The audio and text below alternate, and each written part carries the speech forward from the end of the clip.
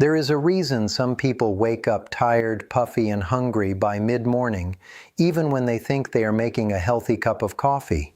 It is not always the coffee. Often, it is what gets poured into it. And after 60, that small habit can matter more than most people realize. The wrong add-ins can push blood sugar up, make cravings worse, and leave you feeling more drained than nourished. But a few simple choices may help your morning coffee work with your body instead of against it. I'm Dr. Nolan Ashford, and one of the most common things I hear from older adults is this: I'm trying to eat better, but I still feel sluggish. My weight is harder to manage, and my energy never seems steady. If that sounds familiar, you are not imagining it. Morning routines can quietly shape the rest of the day, especially when it comes to appetite, energy, and metabolic stress. Coffee itself is not usually the enemy. In fact, for many adults, plain coffee can fit well into a healthy routine. It contains natural plant compounds and caffeine, which may support alertness and help some people feel more focused. But that is only part of the story.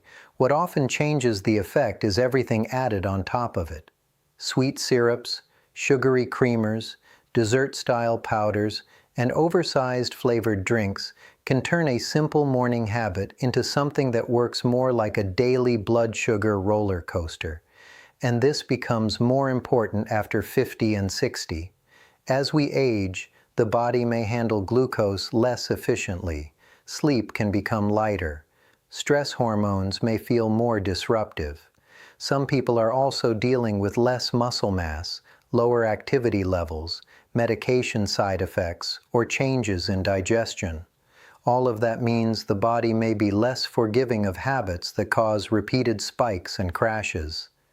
So when a coffee drink gives you a quick lift and then leaves you shaky, hungry, foggy, or tired, that is worth paying attention to. One of the biggest mistakes I see is the assumption that if something is sold as a coffee add-in, it must be harmless.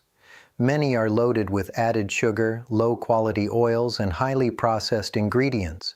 They may taste comforting, but for some older adults, they can contribute to mid-morning hunger, extra snacking, and stubborn weight gain over time. Some people even notice more bloating or jitteriness and never connect it back to the cup in their hand.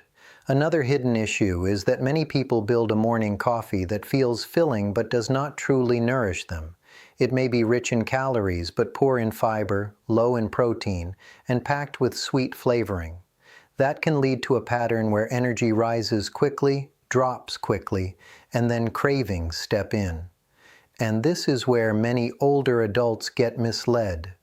They blame aging alone, when part of the problem may be the routine itself. So what can make coffee gentler and more supportive?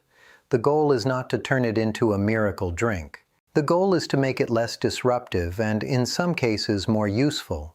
A few simple additions may help. Cinnamon is one of the easiest.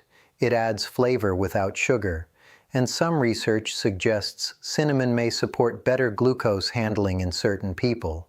That does not mean it is a treatment, and it will not cancel out a high-sugar diet.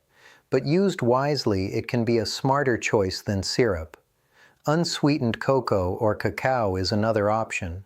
It can add richness and may provide plant compounds called flavonols, which have been studied for heart and blood vessel health.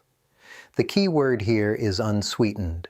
Many chocolate-flavored coffee products are closer to dessert than a health habit.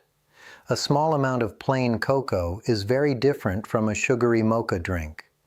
For some people, cardamom can also be a pleasant, lower sugar way to add warmth and depth.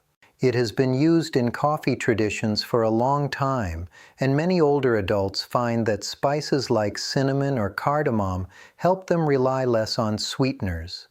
That alone can make a meaningful difference over time. Now, there is one important caution here. Natural does not always mean risk-free. If you use a lot of cinnamon regularly, the type matters. Cassia cinnamon, the common kind in many stores, contains more coumarin, and large amounts may be a concern for liver health in some people. Ceylon cinnamon is often considered the better everyday choice if you use it often.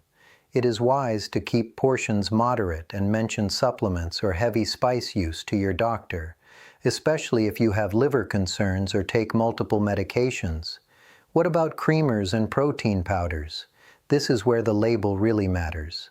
Some creamers are mostly sugar and processed oils. Some powders contain artificial sweeteners or long ingredient lists that do not sit well with everyone. That does not mean every product is bad. It means older adults should look closely. If your coffee routinely leaves you bloated, wired, or hungry again too soon, the add-in may be part of the reason. A safer approach is often simpler. Start with coffee you already tolerate well. Keep added sugar low. Use a small amount of cinnamon or unsweetened cocoa if you enjoy it. If you want creaminess, choose an option with a short ingredient list and pay attention to how your body responds. Some people do fine with a little milk. Others prefer unsweetened almond milk. There is no single perfect answer for everyone. Timing matters too. Drinking coffee on an empty stomach does not bother everybody, but for some older adults it can feel harsh. If you notice shakiness, acid discomfort, or a crash later in the morning, try pairing coffee with a balanced breakfast instead of relying on coffee alone. A breakfast with protein, fiber, and fluids may give your body a steadier start than caffeine and sweetener. And do not overlook hydration. Many people wake up mildly dehydrated, especially older adults or anyone taking certain medications. When that first cup of coffee replaces water instead of following it, fatigue and headaches can feel worse. Sometimes the problem is not coffee itself. It is coffee on top of dehydration. The bigger message here is simple. Your morning cup can either set up steadier energy or create more strain than you realize. After 60, small daily choices matter because they repeat. A sugary coffee once in a while is not the issue. The issue is the habit that quietly becomes automatic every morning for years. So before you chase expensive supplements or dramatic health trends, look at the basics in your mug. Ask yourself, is this helping my energy stay steady? Does it leave me satisfied or hungry? Am I adding sugar without thinking? Is this routine working for your body now? If this topic feels familiar, I'd love to hear what you put in your coffee and how it affects you. And if you know someone over 60 who starts every day with a sweet coffee drink and constant fatigue, share this with them. For more simple, trustworthy health guidance, subscribe and join me here. And a gentle reminder before we finish. This video is for education, not personal medical advice. If you have new symptoms, blood sugar concerns, unexplained fatigue, digestive problems, or questions about how coffee interacts with your medications, please talk with your own doctor or clinician.